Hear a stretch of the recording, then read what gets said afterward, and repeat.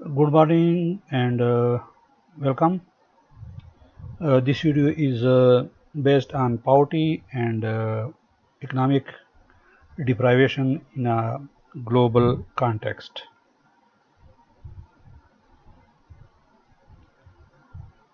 Regarding determination of poverty, we will contextualize this historical and current basis for determining poverty and examining the United Nations Development Programme Human Development Index and subsidiary measures, including deprivation based on a multidimensional poverty index, inequality adjusted human development index, and gender inequality index.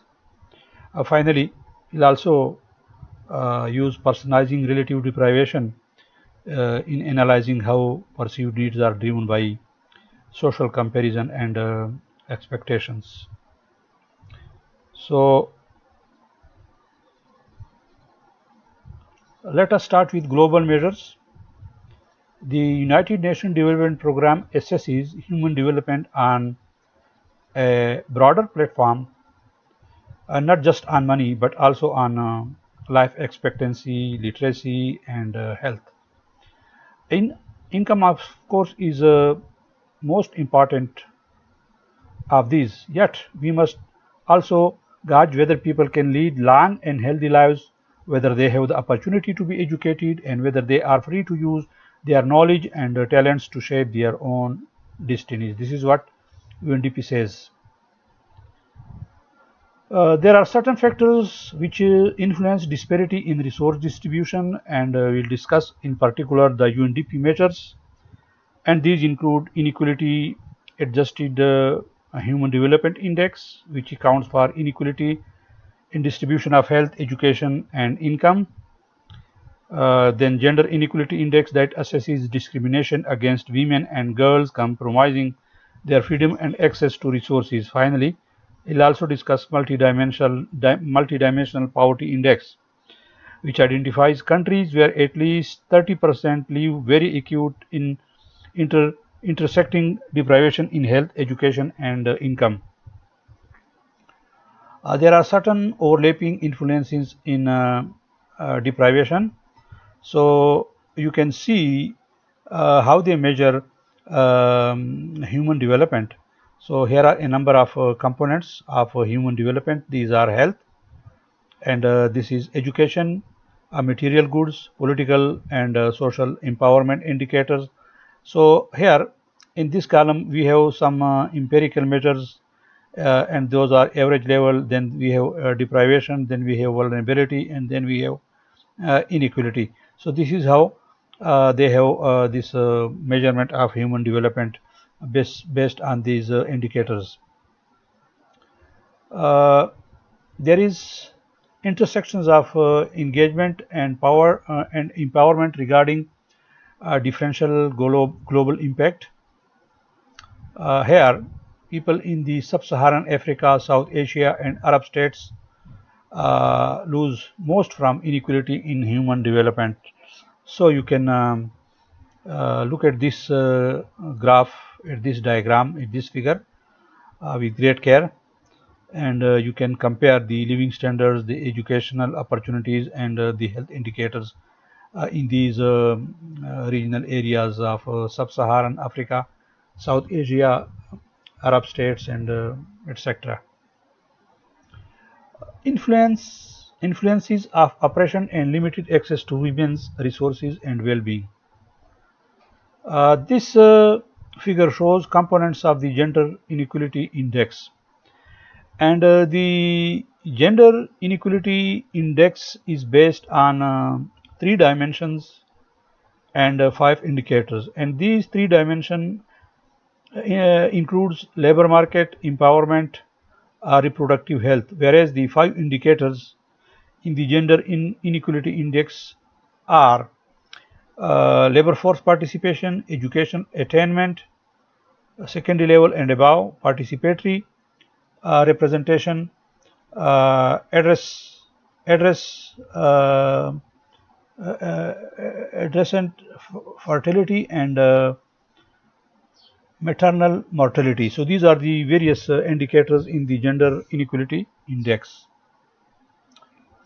And gender inequity overrides countries' human development index, and women's varying oppression in rich and poor nations are manifested in this figure.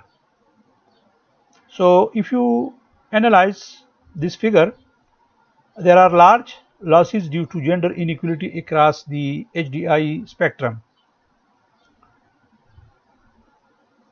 Accessibility and quality of women's health care overwhelms workforce and civic opportunities in determining women's oppression. You may also look at this figure, which includes labor market empowerment, reproductive health that we just discussed previously in the gender inequality index for various areas, and there is loss due to gender inequality by different regions. Then we have cumulative deprivations drive based on multidimensional poverty, and multidimensional poverty index is also three-dimensional, and it has 10 indicators. Regarding the dimensions, the first dimension is living standards, and this dimension is then further based on 6 indicators, which includes assets, floor, electricity, water, toilet, cooking, fuel. And the second dimension of multidimensional poverty index is education, and that includes children enrollment and total years of schooling completed. And finally, the third dimension of the multidimensional poverty index is health, which is based on 2 indicators, that is child mortality and nutrition. The percentage of poverty in developing countries by geographic region. If you look at this figure, it shows most of the world's multidimensional poor live in South Asia and Sub-Saharan Africa. So this is a major chunk of multi-dimensionally poor people, which constitute 51% who lives in South Asia, and this is followed by Sub-Saharan Africa. So here it shows that 28% of the world multi-dimensionally poor people live in this area, followed by East Asia and the Pacific. These are the other areas. So South Asia and Sub-Saharan Africa accounts for around about 80% of the world's multi-dimensionally poor people, which are residing in these two regions. That is very alarming and very sad to know. Relative deprivation, and that includes personally and culturally relevant determinants of poverty, not an objective assessment of the inadequacy of resources, but a subjective comparison of self to the progress or status of how am I doing in comparison to others. And that needs, one is required to ask, I want to see myself as equal to whom? I feel the need to impress. I believe I am in competition for the necessities of life. There are certain guiding factors. Who is in my tribe? Individually, culturally, ethnically, spiritually, or nationally? By whom I am surrounded? Whose values, achievements, or standard of living do I use as a gauge of my position in life? What cargo or stuff must I have or display to create an impression that I'm doing okay? Material possessions and necessities of living, that mean the basic needs of food, shelter, clothing, devices and toys, transportation, etc. And what are the real consequences? The real consequences may be thought of as perceptions of injustice or inadequacy correlated with less job satisfaction, higher incidence of heart diseases, high blood pressure, sugars, and gastrointestinal ailments, greater risk of depression, anxiety, and stress related symptoms, greater incidence of interpersonal and community violence. So, these are the real consequences of multidimensional poverty and inequality of income and so on. Uh, Continuing this, we may also think of understanding our own position on who we think of as our people, what we think and feel we need to avoid feeling deprived and impoverished, and following small group, return to large group, and consider how elements of uh, universal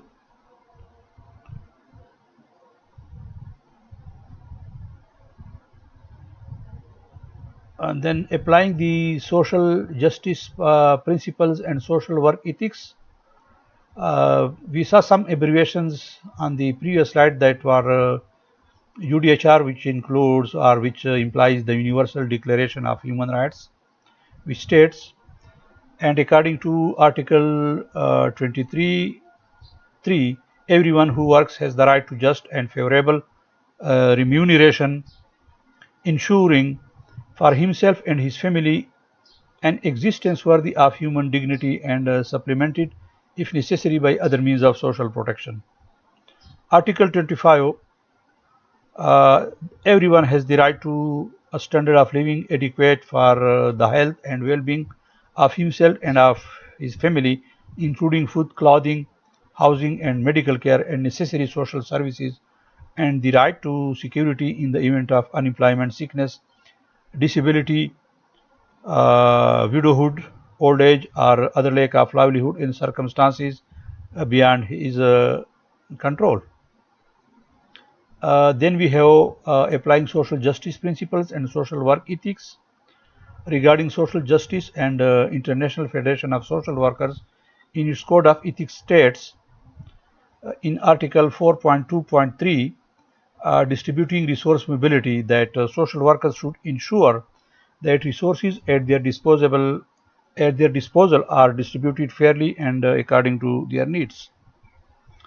Another Article 4.2.4, regarding challenging unjust policies and practices, says social workers have a duty to bring to the attention of their employers, policymakers, politicians, and the general public situations where resources are inadequate or where distribution of resources, policies, and practices are oppressive, unfair, and harmful. And another Article 4.2.5, regarding working in solidarity, states social workers have an obligation to challenge social conditions that contribute to social exclusion, stigmatization, or subjugation, and to work towards an inclusive society. Summing up, understanding poverty in local and global context requires an integration of objective and subjective assessments. Determining who is poor must be guided by complex understandings of deprivation and injustice. Social work responses are best guided by an appreciation for the intersection of human rights and professional ethics. Combining the US and international assessments strengthens the basis for compassionate service provision and informed advocacy, enhancing social justice.